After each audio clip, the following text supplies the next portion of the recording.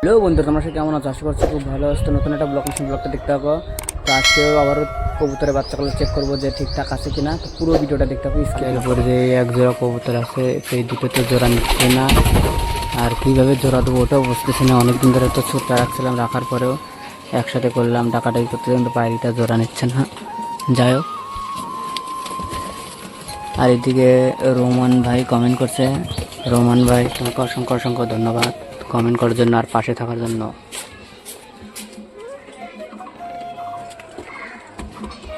তো কবুতরের বাচ্চাগুলো এখন এক এক করে তোমাদেরকে সবগুলোকে দেখায়। আগে শাটিনের বাচ্চাকে যায়, শাটিনের বাচ্চা দেখবো যে ঠিকঠাক আছে কিনা।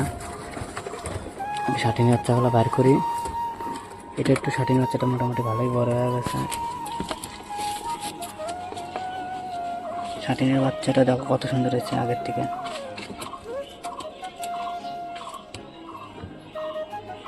যাই হোক, শাটিনের বাচ্চা তো মোটামুটি ঠিক আছে, পাছা টাচা সব ঠিক আছে, যেন কোট না হয় নাই। এই দেখো ছেলেটা বসে আছে। আর এদিকে এই গিরিবাজের বাচ্চাগুলো দেখতে পাচ্ছ কত সুন্দর কালার আসছে। তোমাদেরকে একবার দেখায়, ফোনটা ভিতরে ঢোকা। গিরিবাজে খালি কালারটা চেক করো, কত সুন্দর কালার আছে বন্ধুরা। তো খাওয়া দাওয়া টনটানা খাওয়াইছে। আর এদিকে এর ডিমগুলো আমি চেক করছিলাম যে নষ্ট হয়ে গেছে ডিম। তারপরে এদিকে এই বাচ্চাগুলো দেখো, এই বাচ্চাগুলো খুব সুন্দর হয়েছে, একদম ফেস সাদা হয়েছে আর একটা সবজি কালারের হবে যতদূর সম্ভব।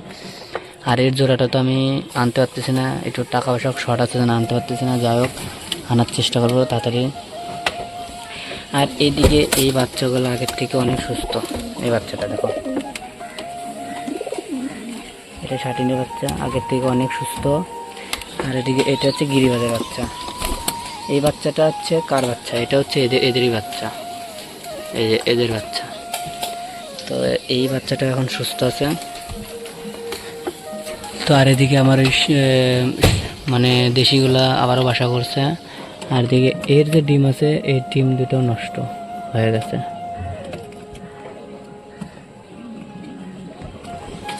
আর এই যে নতুন অতিথি দেখো, অতিথিটাকে হচ্ছে আমার দাদা আনছিল, দেখো লাগছে। তাছাড়া বাদ বাকি এখন সব কপি ফাঁকা, অনেক কবুতর জোড়া দিতে পারছেন। কিন্তু আমার কাছে এই গিরিবাজ কবুতরের বাচ্চার মনে করো কালারটা খুব সুন্দর লাগতেছে। তোমাদের কেমন লাগতেছে অবশ্যই একটু কমেন্ট করে বলো। আর তোমরা অবশ্যই বলবে যে কে কোথা থেকে তোমরা ভিডিও দেখতেছো, অবশ্যই কমেন্ট করে বলবে।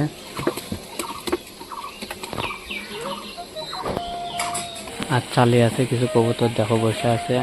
আর বাদ বাকি সব গাছে হয়তো দেখা যাচ্ছে না, যাই হোক গাছে আছে সব কবুতর।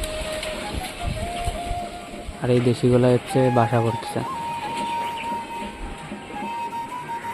তোমার ওর কবুতরের জলটা খুব নষ্ট হয়ে গেছে, সেই জন্য এখন জল টল ফেলে দেবো।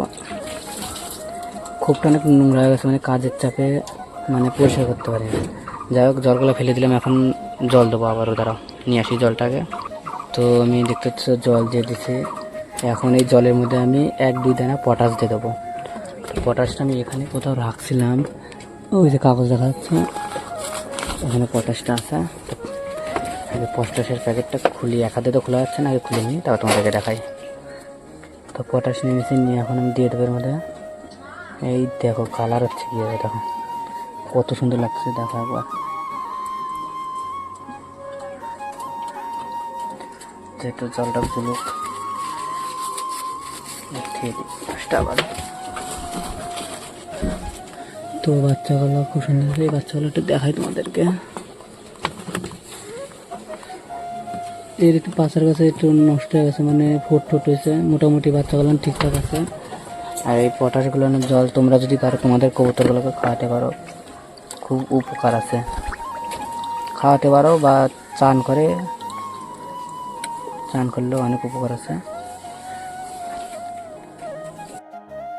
বন্ধুরা দেখতে পারলে কবুতরের বাচ্চাগুলো মোটামুটি ঠিকঠাকই আছে। তো ভিডিওটা এখানে শেষ করছি। ভিডিওটি ভালো লাগলে লাইক, কমেন্ট, শেয়ার, সাবস্ক্রাইব করে দিও।